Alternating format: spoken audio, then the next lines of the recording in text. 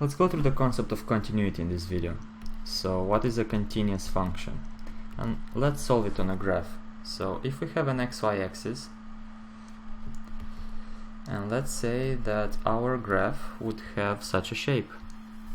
So this would be our f of x.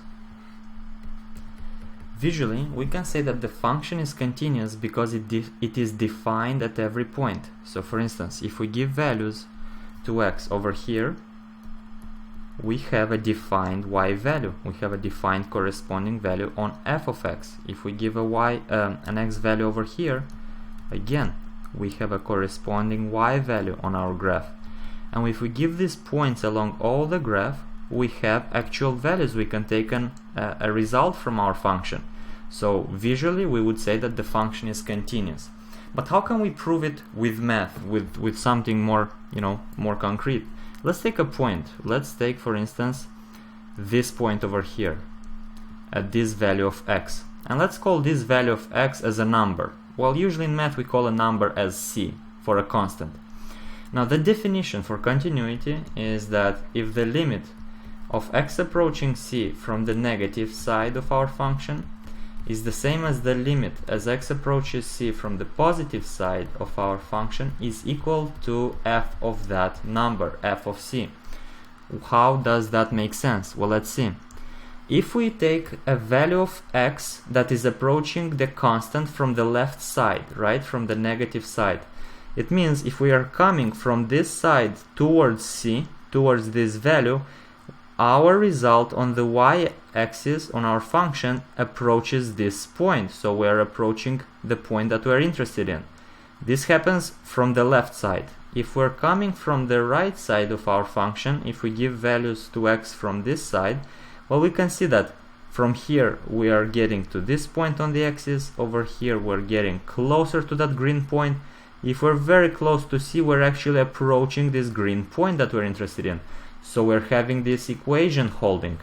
And at the same time, the value of the function, literally when we plug in c into our y value, we are getting the corresponding result, which is again the green point. So the result overall is that the function is continuous at this point. We have an actual value on the graph.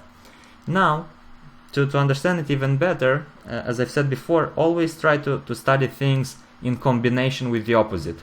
What is a discontinuous function? How would be the opposite of what we just said? Well, a discontinuous function literally would mean that the function is not defined at a specific point. So in our case, let's erase this and say that the function is not defined here. So for instance, it would look something like that. We would have a gap in the graph. So this is our gap. And look what happens. If we take the same approach, the limit as x approaches this number from the negative side, we are coming from this side and our values are getting closer and closer to this gap. We are approaching this undefined value. If we're coming from the positive side, from here, again, our corresponding y values are approaching this gap. But what is the value at this point? What is f of c? And we can see that on the function we have no f of c because it's a gap, it's undefined. So we cannot say that all these are equal. These two are equal,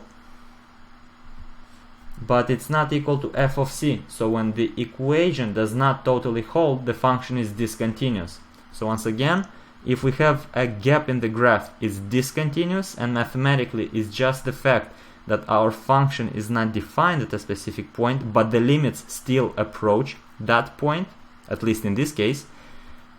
On the other side, if this was continuous, if this was included in the function, so this was part of the function, all these equations would hold and the function would be continuous. Hope this makes sense. In the next videos we'll apply it.